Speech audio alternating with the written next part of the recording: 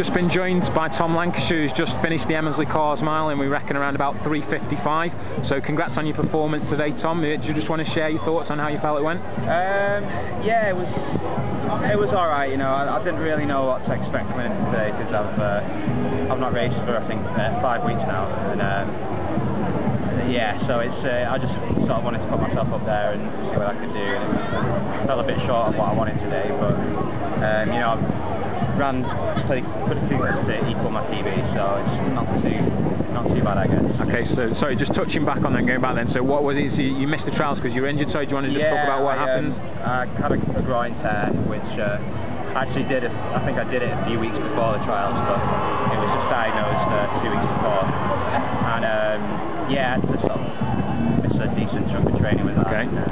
I guess, you know, any kind of injury this time of the year isn't great, so that was disappointing, and so yeah, I've not raced because of that. So. Okay, so coming into today then, was today's performance perhaps what you expected, or you judged off the work you've been able to get in since that injury? No, I mean, it's funny, I mean, my training's been going okay, but not as good as I would have wanted. And, okay.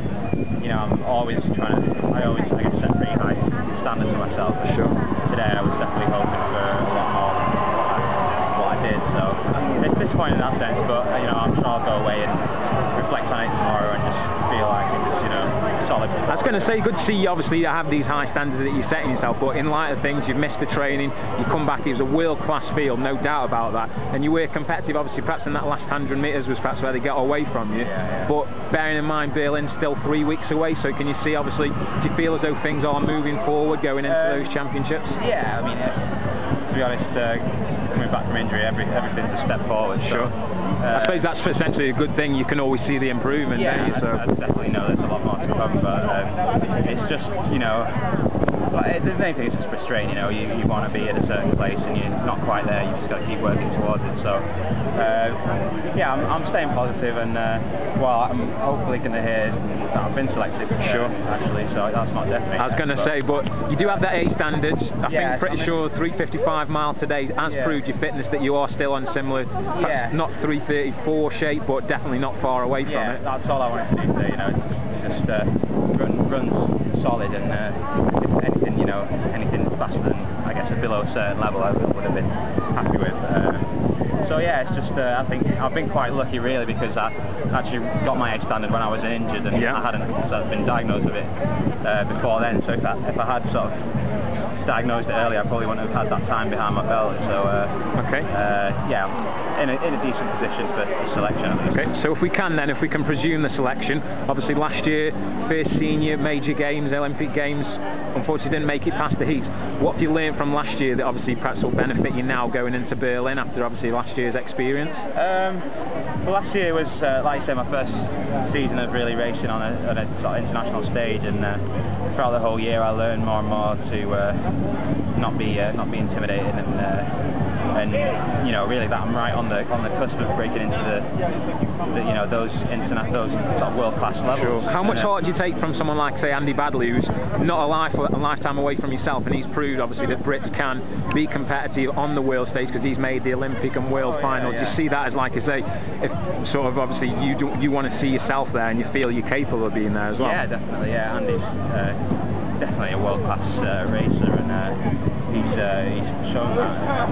It's yeah, I mean, but we're two different athletes, and just because we're from the same country, you know, it doesn't mean that we're the same sort of same goal, the same position. So, but yeah, no, he's definitely pushes me along, and I'd like to think, you know, I provide some sort of motivation for him as well to keep pushing himself, and you know, with the great guys we've got coming through as well, like James. I was going to say there's a real definitely 1500 metre running is looking very promising in this country. Obviously, you were under 23s. We had 4 guys get the team time, 3 went, 1 medals. Obviously, and like I say, it definitely seems as a positive move forward in British 1500 metres, where obviously you and Andy, we can suggest on form, will get the A standard, but James's performance today suggests as well that he's someone who's definitely capable of that 3:36. So how encouraging is that? Obviously, constantly we always hear this doom and gloom about British distance running, but yourselves, Andy, James, are doing their part and saying that obviously not only can you get the standards, but you can be competitive in fields like today.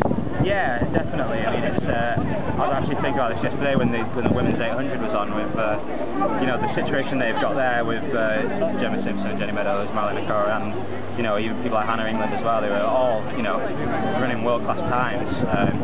You know, in a way, it's hard and it's tough because you know they're not guaranteed places in the teams at any one time because there's a good group of girls. But saying that, they're all pushing each other to get to that level, and it's what we need to aim for in the men's side of things as well. And I think we're getting there, and it's definitely you know, motivation to keep pushing yourself, and that's what you need to get onto that, you know, next level. Okay. Just touch upon obviously the overall picture of how Tom Lancashire's come to this position today. Obviously, for those who may not be aware, obviously, unlike most typical students here, you elected to you start your degree when you were 18. You went out to the States, to Florida State, and I know it's becoming quite a prominent issue in the media now, perhaps encouraging more athletes to do so. Do you want to just talk about your experience? Because I understand now you are based back in the UK, so with that in light, obviously going to Florida State, but now in the position you are where you obviously see yourself back in the UK. Yeah, I mean, for me it worked out really, really well. It was perfect, really. The way I did it and the stage of my career where I did it was worked out really, really well. And yeah, at that level when I was, you know, sort of 18 years old, as a you know, fairly promising junior at the time, it was great to get out there and run against some really good guys and a really good depth of guys over there, and you know, it was a great stepping stone for me to where I am now. And I think maybe, you know, the last couple of years I've since being home I've moved on another level, but to get to that point, you know, I think it works really well for me to be out in the States and getting really some world-class racing against some of the top guys. Okay, so congratulations on today's performance, Tom. Thanks for talking to us. All the best for the selection. I'm pretty sure we will see you in Berlin, and hopefully all the best for those championships. Thank you very much. Cheers.